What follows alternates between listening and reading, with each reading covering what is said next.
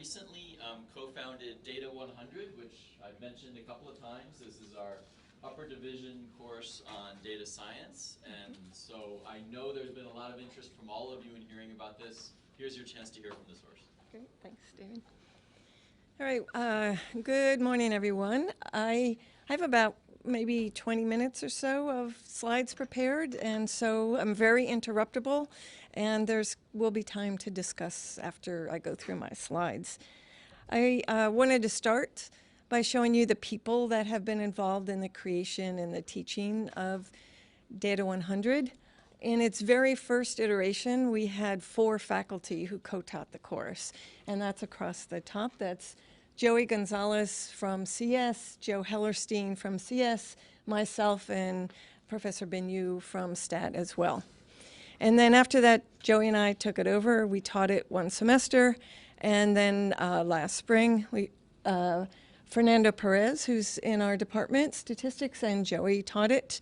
And now coming up is Josh Hugg is going to teach it with Fernando. Josh Hugg's in CS. And then in the spring, Sandrine Dudois will teach it with Josh Hugg. So we have a co-teaching model, as you can tell, and we try to have 1 statistics faculty and 1 CS faculty are co-teaching the class.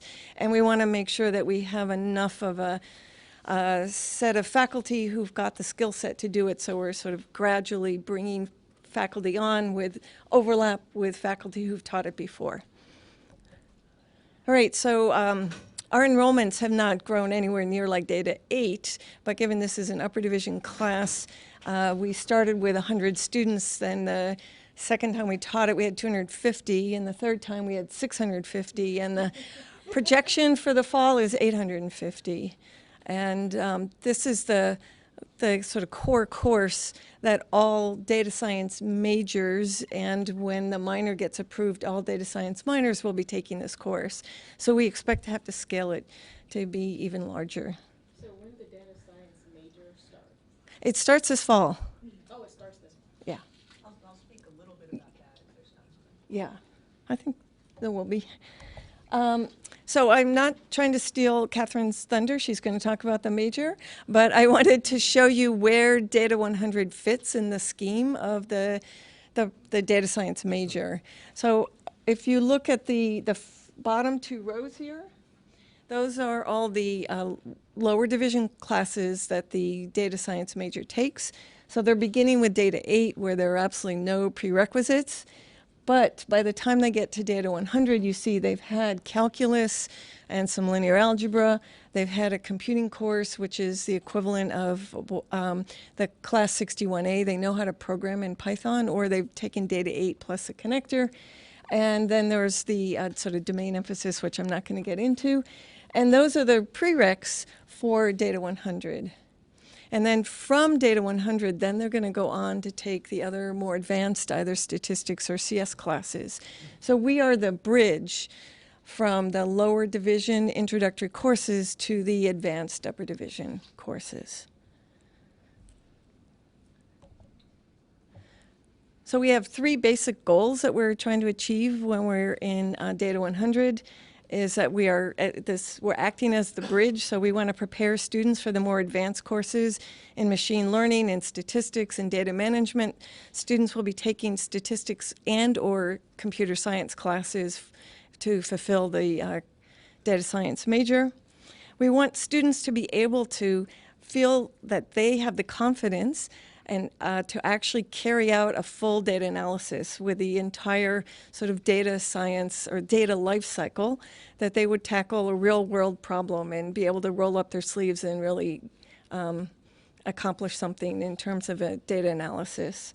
And then we want to enable our students to begin careers in data science. So we want them to have the tools so that they can succeed in careers, and also, importantly, not just the tools, but the ability to learn how to learn new tools as they progress in their careers. All right, we have 3 themes, let's say. These are, themes might not be quite the right word. These are sort of 3 things that we're always trying to keep at the back of our mind as we teach the course. And so we want to make sure that as often as possible, we expose students to the full data lifecycle. So where do these data come from? They're grungy. They need to be cleaned and prepared for analysis. Okay, what kind of analysis is appropriate? How can I generalize from my data to the real world? Sorry, that's theme 2. But the full data life cycle. So they get exposed to it through their projects, but also in class as well. We try to always be bringing things back to the questions of where did the data come from? These data are messy. Let's get them ready to analyze throughout the whole course. And then number 2 is this sense of the data design and the generalizability. It can be really too easy to just pull data off the web to show students some particular method in logistic regression or whatever it is without the sense of what do these data represent? How can I generalize from these data to what kind of population, what kind of real world problem? So that is definitely sort of front and center throughout the course. And then lastly, as appropriate, we want to bring in what are the implications of having a large amount of data.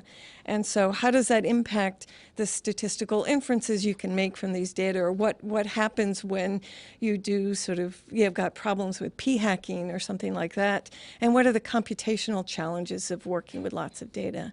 So those are the 3 things that we try to we don't touch on them at every single lecture, but we touch on them multiple times throughout the course and constantly remind students, remember, there are these 3 concepts that we want to make sure that we're always paying attention to. And today, in particular, we're going to look at data design or something like that. Okay, what are the main topics at the very high level is data preparation and representation. So we really, roll up our sleeves and work with grungy data, whether it's text data. We work with data that we've accessed from the internet. We work with data in databases, and we work with very dirty data, and we talk about how do we go about cleaning the data, and very different kinds of formats for data as well. Exploratory data analysis and visualization has a key piece in this class. We spend a lot of time making beautiful plots and taking a look at our data before we do any kind of formal analysis. And so the students get quite savvy in making more than a scatter plot and more than a histogram. So model fiddling is another aspect, but and inference. In particular, we look only at sort of least squared, linear least squares regression and logistic regression. We don't get into the more advanced machine learning techniques. We leave that for other classes. But this is you can get a long way with sort of restricting yourself to sort of fitting regressions, whether logistic or linear. And then the issue of efficient and scalable data processing. So those are the sort of high-level topics. And I want to just take a look at the model fitting and inference and talk a little bit about this, because I think our course is taking a somewhat of a unique kind of combined statistics, computational perspective on the model fitting aspect. The first time we taught it, we like ran through probability and we got to maximum likelihood so that they'd understand where logistic regression is coming from a maximum likelihood perspective. And then we backed off of that approach and instead looked at it more from the perspective of an empirical risk minimization. So it still introduced probability. We don't talk about any distributions. We have concepts of expected value and variance. And we look at things from, what's a loss function? What are some different loss functions we might be interested in, like the L2 loss? Why is that such a wonderful loss function to work with? The L1 loss, and then Kullback-Leibler divergence is another loss, and that's how we get at the logistic regression. So we're coming at it from that perspective. So we've got the empirical approach. We've got these data. Let's find the optimal fit with my data and this loss function. And then we back out a little bit and we talk about the theory. What's the bias variance trade-off? And we talk about prediction versus inference, and taking our data set and splitting it into the test-train split, where we are fitting the model on the training set, and then we try to approximate the expected loss, if you will, on the test set. And we use cross-validation to choose models as well. So it's all coming at this point of view of we've got loss functions, and we're minimizing these loss functions with the data and thinking about it also from the expected value perspective. And then bringing into that, there's the concepts of optimization and gradient descent are things that we also cover in this class, as well as we've got many variables. How do we select them? What kind of ways can we use regularization to fit our model? Are there any questions on that? Yeah, in the back. So it seems that in both courses that you focus on regression, while the classification is left for the upper kind of machine learning techniques. Actually, we do a little classification as well in this class. But is it more toward regression? It's much more towards regression, yes. Yeah? I'm sorry if you already mentioned this, but is the only prerequisite for this course data 8? No. We have many prerequisites for this course. Let me go back to my chart here. These students are, it's back here somewhere. Here we go. So these students have linear algebra, 2 semesters of calculus. We're working on whether they need all of that math, but there's the issue of these are the math classes available as opposed to these are the math classes that are what a these are the math concepts that a data scientist needs. So between those, we have to now at this point just the math classes that are available. And they know how to program really well. They've come out of a full semester of programming in Python. So these are sophomores and juniors? Exactly. Right. Yeah. Yes, in the back? Which would be the follow-up courses that introduce like distributions? Well, Catherine's going to talk about that, but there's a probability course required for the data science major. So they have an entire semester of probability coming up. And that's required for most of the, if they want to go in the more statistics direction, or even everyone's taking some kind of version of machine learning, they will need that probability course and what they learn in Data 100. So first, all the way in the back. Are there any modules or topics related to data management, data curation, and data sharing? I mean, basically just topics from information science or the so-called library science, data management. We cover relational databases and things like that, but everything's from the point of view of a user. There are entire courses in data structures and databases, and we just focus on how do we think about the relational data model and accessing data from it. So we don't get into security or lots of the topics that you get into with more in-depth classes about data structures, data management, that sort of thing. Yeah? But if I'm following up with the same question, so if I'm reading the graph correctly, by the time they get to data 100, they have never heard what a binomial distribution is. They may learn it later. Correct. When they go into the probability class, but at this point they haven't. Correct. So we teach them probability concepts like the basic rules of probability. We teach them what a random variable is. We use money in 100, but they see it in much more depth in that probability course right up there. And we teach them about expected value and variance and bias, but we don't get into what a particular distribution, any named distributions. We did the first time around, and we decided it wasn't necessary to get the basic things across. Maybe it's my statistics. I'm a statistician, so I have a little bias there. So do I. I started with maximum likelihood. I think it's great to start with empirical risk as Right. an approach to justify things. But what I would add there is maybe not a caveat, but a comment at the end that says, if you're a statistician, you like loss functions that come from essentially probability distributions, because you like Yes, right. and Yeah. they have never seen a normal distribution, but I don't know how you that. Right, we do actually, in Data 8 as well, I believe, they talk about the normal curve, right, as an approximation to this, whatever it is they're seeing, whatever they're simulating Maybe you can, so yes, they see the normal curve in data 8 and in this class as well. I don't, yeah, but I'll say this, we don't give the formula for the normal distribution typically, or think about it from that perspective as a probability distribution and yeah. We do use Monte Carlo simulation studies to look at properties of random quantities. Yeah. Yes? Is there any place in this chart where we talk about unsupervised learning? Any of those courses talk about that? Well, so the question before about do we cover sort of classification, we do a little bit of, we do distinguish between supervised and unsupervised learning, tell them about that topic. And we do a little bit of clustering.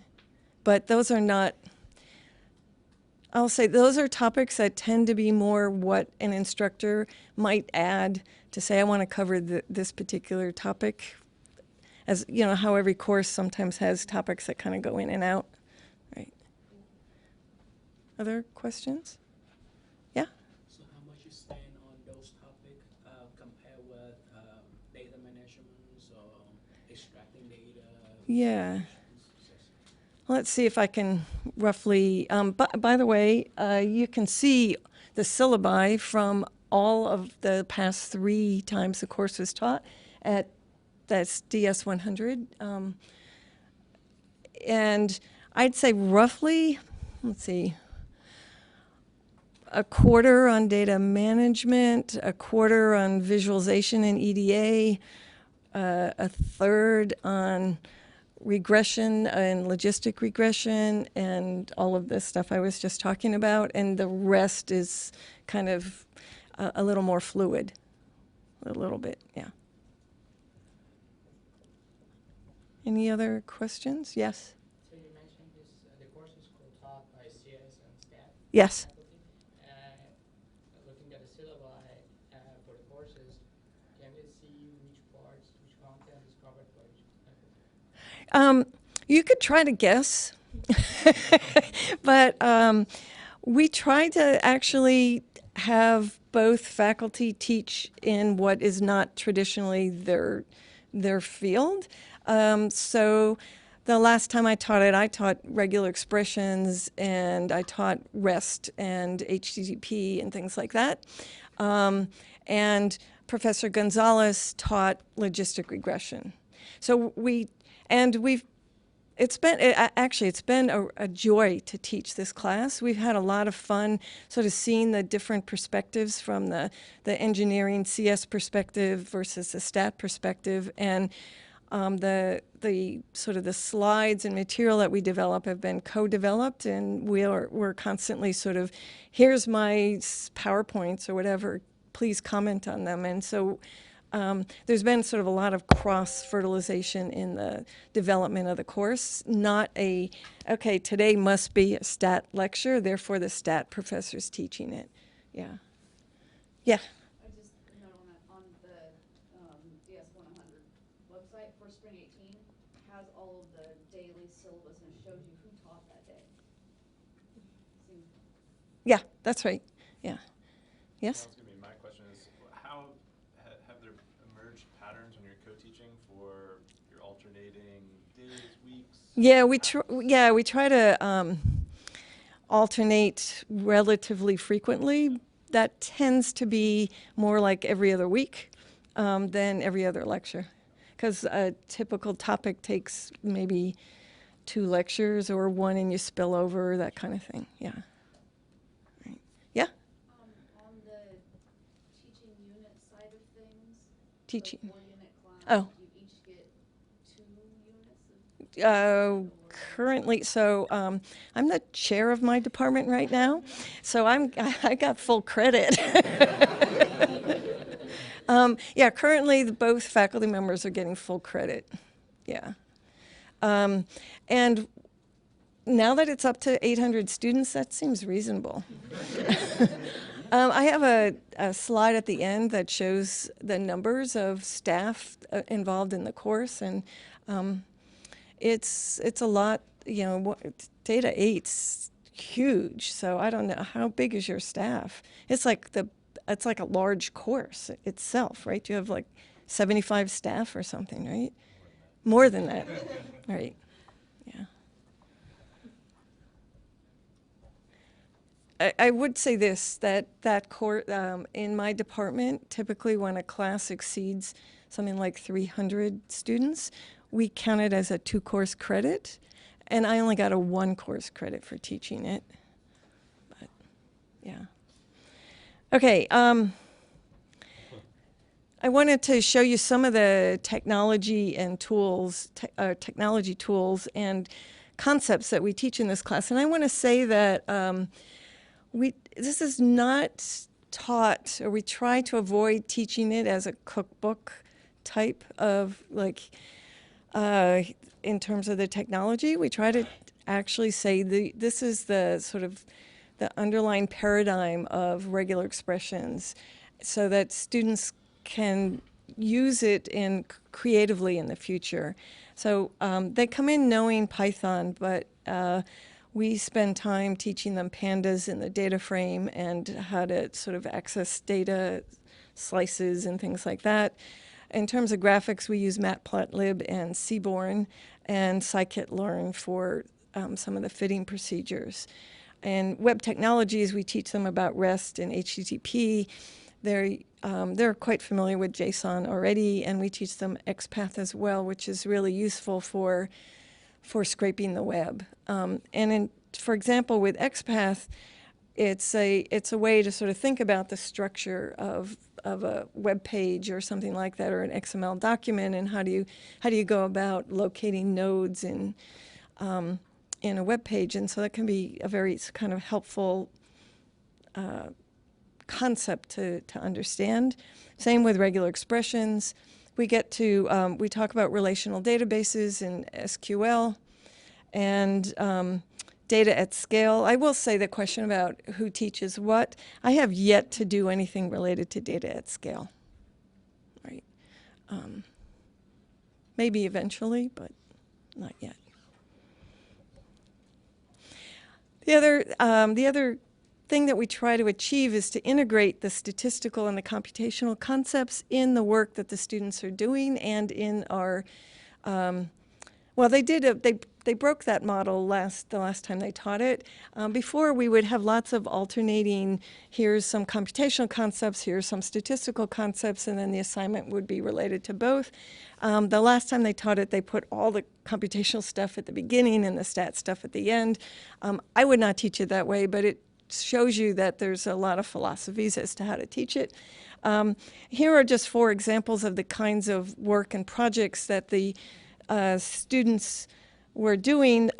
So they're doing live sentiment analysis with sort of accessing streaming tweets from TweetPy.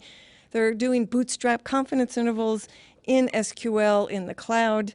They're creating a model pipeline to go all the way from clean but messy, dirty data, or untransformed data, I should say, to a trained model, and using MapReduce to implement k-means for image compression.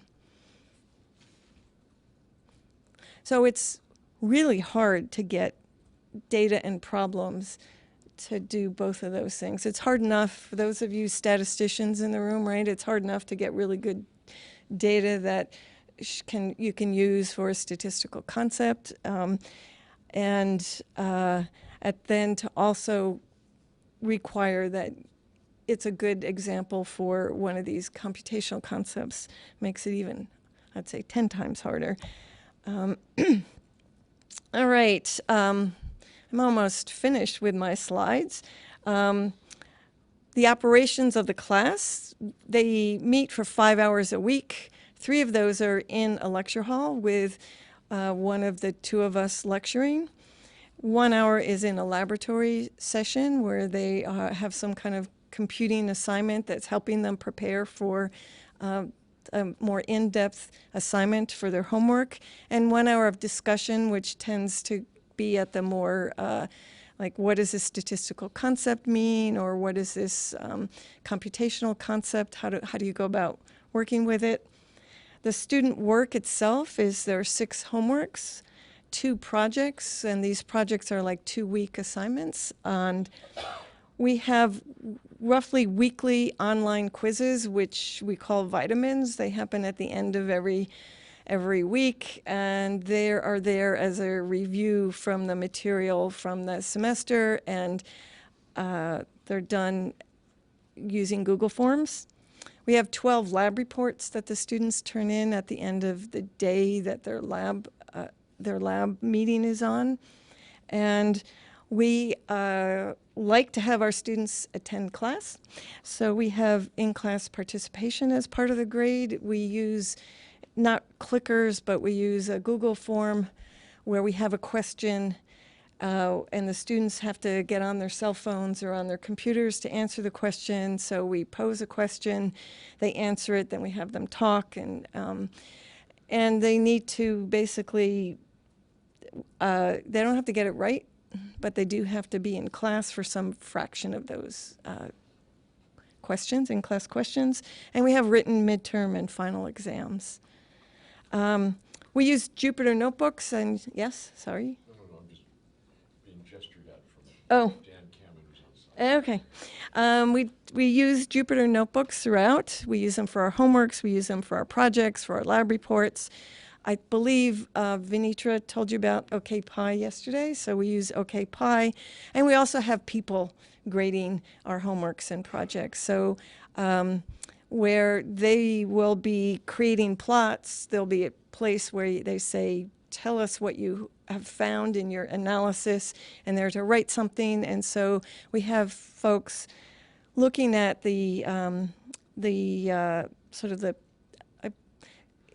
I don't know what the current approach is, but we were using Gradescope and having students upload their PDFs of their notebooks to Gradescope, and then that was what our graders were using. I don't know if we're still doing that or not. The technology is always improving and evolving. But so we do have graders for our homework, so it's not just testing the code. We want to make sure we also test the concepts or check the concepts through as the semester progresses. And then we also use Piazza for questions and answers. Yes? Approximately what percentage of the homework is human graded versus auto graded? I would say a fifth is human graded in terms of what a homework counts for, right? Maybe 20%. The corner and then in front. Is your data at scale stuff done through Jupyter? Yeah. So MapReduce? Yeah. I believe so. Like I said, that's the one topic I haven't taught, but I do believe so. You're right. Yeah.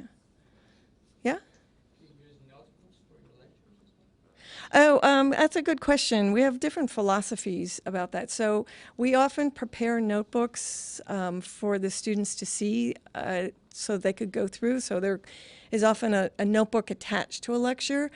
I have the philosophy of I like to have like a big screen with a plot and just a snippet of code to say this is the basic idea. Professor Gonzalez is really good at making interactive sort of figures, and so he likes to bring up the notebook and sort of move around within the notebook and that sort of thing. So yes, we tend to have notebooks for most of our lectures, and depending on who's teaching, we'll bring it up and show you. Second question, the labs are preps for lectures or vice versa? Labs are prep for homework, right? So they're in, we coordinate kind of weekly on so yes, they're about lecture in the sense that homework is about lecture, but right. Yes? What goes into the midterm and finals? It's a combination of sort of concept questions. There's also a little bit of coding.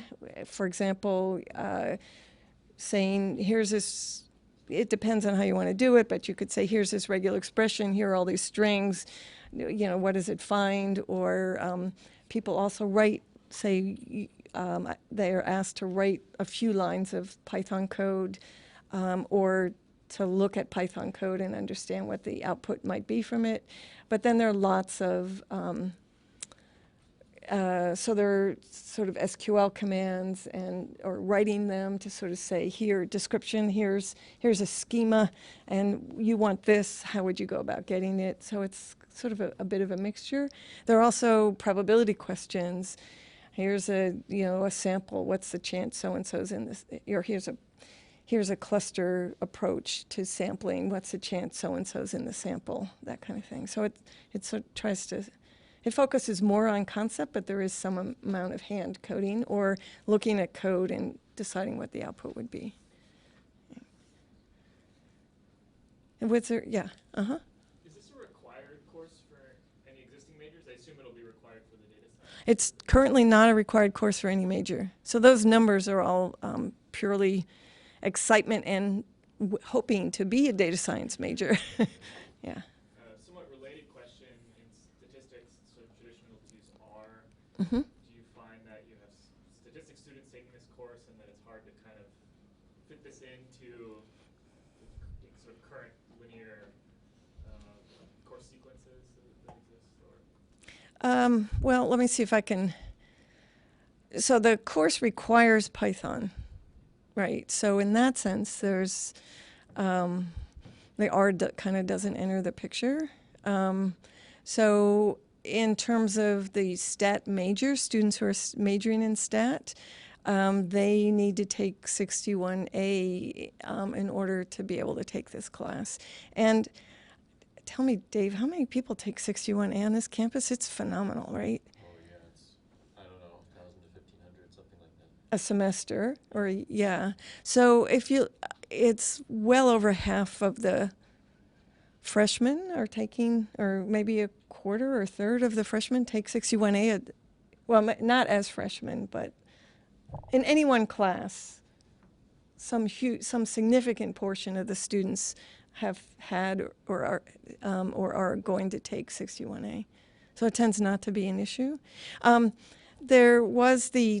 We are taking, this doesn't quite answer your question, it's a sort of a tangent, but we are taking the Statistics 20 class, and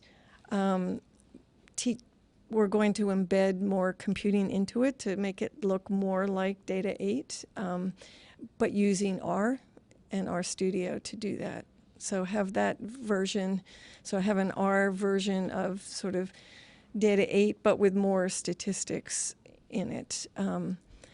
And our most advanced machine learning classes, some of the faculty now are saying, we're going to do this, I'm going to teach it using R, but you can use Python if you want. So I don't know if that helps.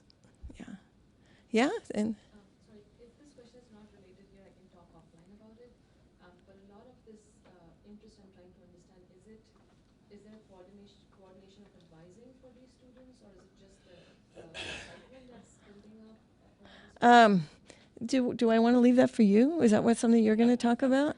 I could talk about it now. Go ahead. Talk about it later. Catherine's going to answer your question.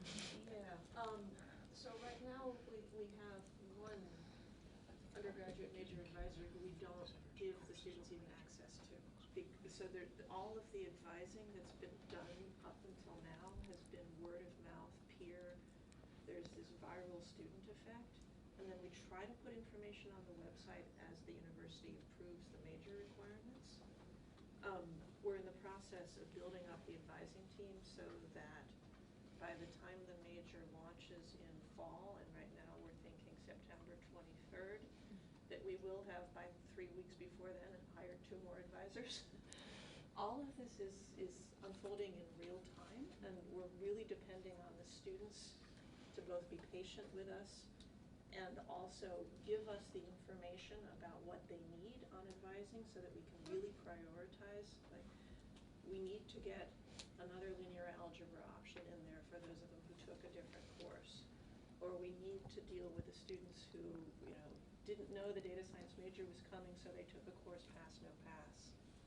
So it's really fluid and evolving. If you talk with us a year from now, I hope we'll be more stable.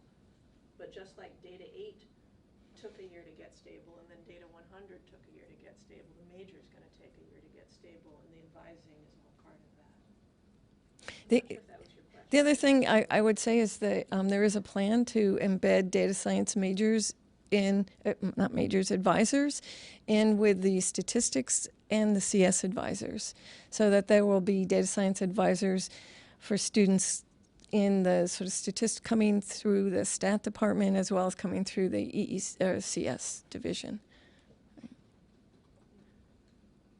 First you and then you, yeah. So you said that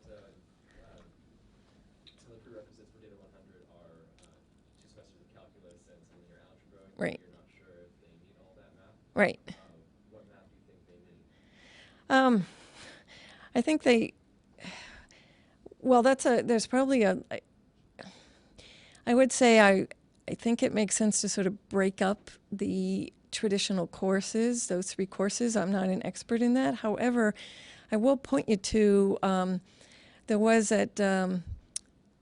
is a article about the data science, what should be in a data science major that came out of the Park City Math Institute 2 summers ago. I was there, and there were a lot of math folks there, and they came out with a list of topics that they thought would be good to be for a data science major, and that there was this, you could take what's in those 3 classes and condense them to probably 2 classes. But so linear algebra is really key, but what about all the other, I've never taught a math class, so I don't know what typically is in sort of these 3 classes. I mean, aside from the obvious, but yeah. Yeah, you were next, yeah. Follow-up question on previous question, the infrastructure we use at DS 100. The way DS, the data 8 was designed was that the Jupyter Hub, since the data is small, you replicate data for each single student. Now this doesn't work potentially for larger scale data. How is that handled?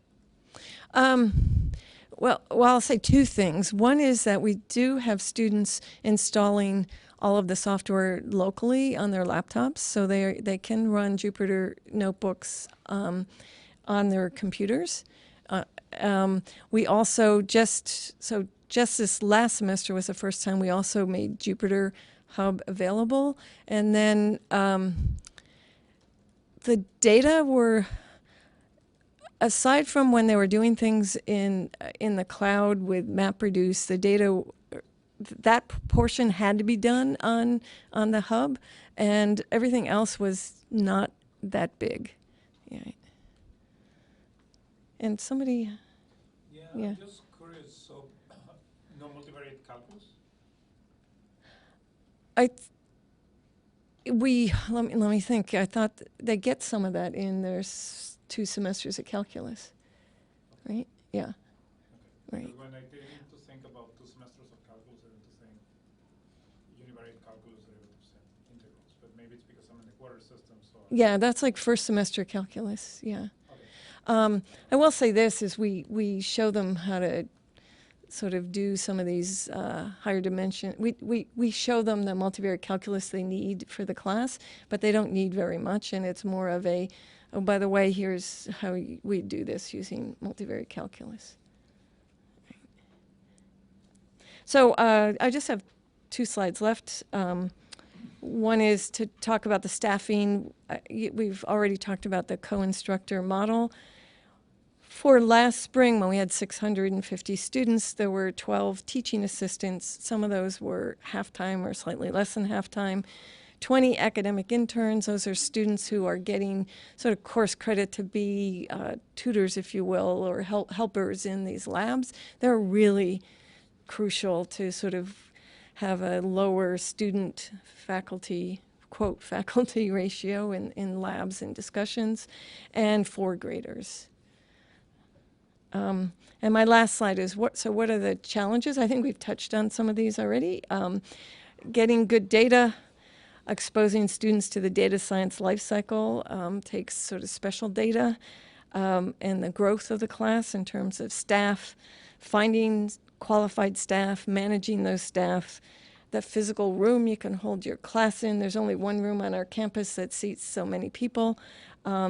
This coming semester, our class is going to be taught at 6 p.m. at night because of that, and the computing support. So that's it. It's just shy of 11, and I've been answering questions. Are there some final questions, or yeah? Yeah, for both of the courses, is there an option for students to take the waiver, if they have enough background? No, not. Is there? I don't know. I don't think there is. I think that this is going to be the one course everybody takes, right? Pretty much, yeah. There are other, like the chart that I showed, many of those classes are sort of, it says probability, and there are like 4 choices for that. But for this class, I think this is it. Right. Yeah. I had a question about, this is the same for Data 8 too, but like the academic interns, so are they enrolled in a 1-credit course? And then, or is it a pass-fail course? Is the course assigned an instructor? Or do they actually get a grade for what they do? So it's yes to the first 3 questions. They're enrolled in a 1-unit class. It's taken pass-fail. And the instructor is usually the instructor for the class. Yeah. Do they meet separately? I think it depends on the instructor. Technically, they are supposed to. So I'll say yes to that.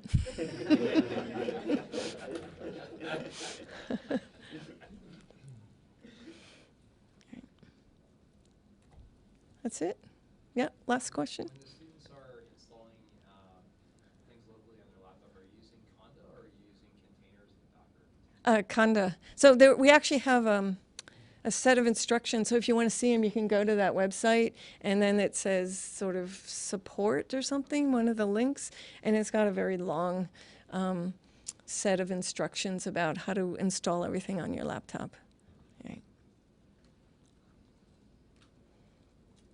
All right, thank you.